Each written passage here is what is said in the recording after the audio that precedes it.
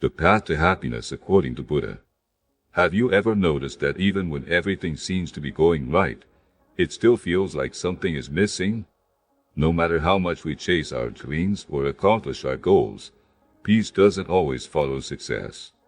It's as if there's an invisible noise interfering with the silence our soul craves, and worse, we don't always know where it comes from. But is true happiness possible? Or are we all doomed to an endless search for something that never quite arrives? The answer may surprise you. Yes, happiness is possible, but not in the way most people think. And yes, many of us are looking in the wrong places. Fortunately, great masters have dedicated their lives to understanding this quiet dissatisfaction. One of them was Buddha. He observed, lived, reflected, and ultimately left us a map. A path divided into 8 parts that can change everything. This map is known as the Noble Eightfold Path. Far more than a set of rules, it's a way to see life with clarity and purpose. You don't need to be Buddhist or believe in deities or dogmas. You just need to be willing to examine your life with sincerity. As Buddha himself said, don't believe anything, not even what I say. Try it for yourself. The first step on this path is called right view. Imagine you're planning something grand for your life. That dream trip, a new phase, a fresh start. Then suddenly, a new phone goes on sale or a trendy outfit catches your eye.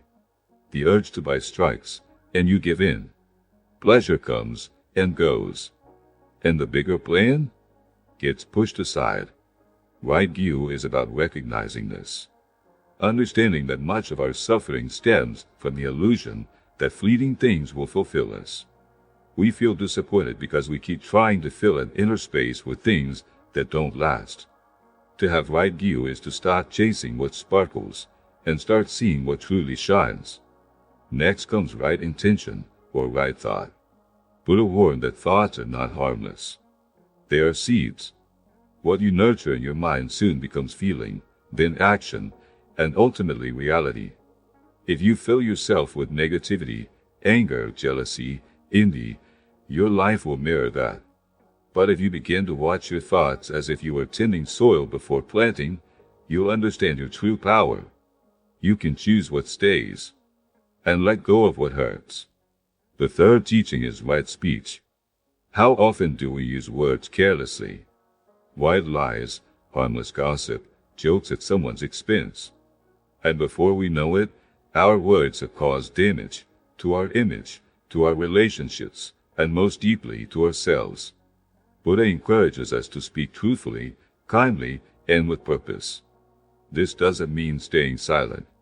It means choosing words that build, inspire, and soothe. And if you make a mistake, apologize. Words can heal too. The fourth step is right action.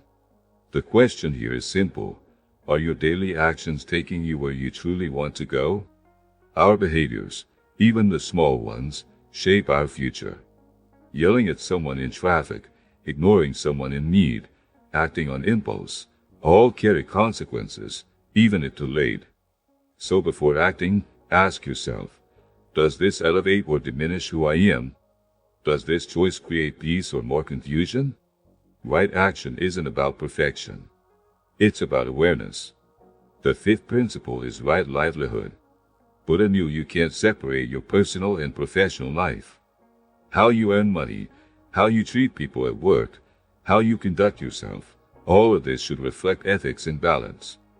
Earning a lot at the expense of others, engaging in harmful business, or living beyond your means all eat away at your peace. Living with dignity, spending less than you earn, and working with purpose, those are liberating choices.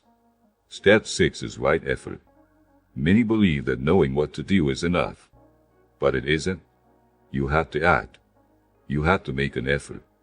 Knowing something is bad for you, a toxic habit, an abusive relationship, a mental pattern, isn't sufficient. You must take courageous steps to change. It won't be easy. But if you don't do it for yourself, no one else will. Right effort is the energy you commit to moving away from where you no longer want to be. The seventh aspect is right mindfulness, or awareness of the present. Most people live on autopilot. Wake up, work, sleep, repeat.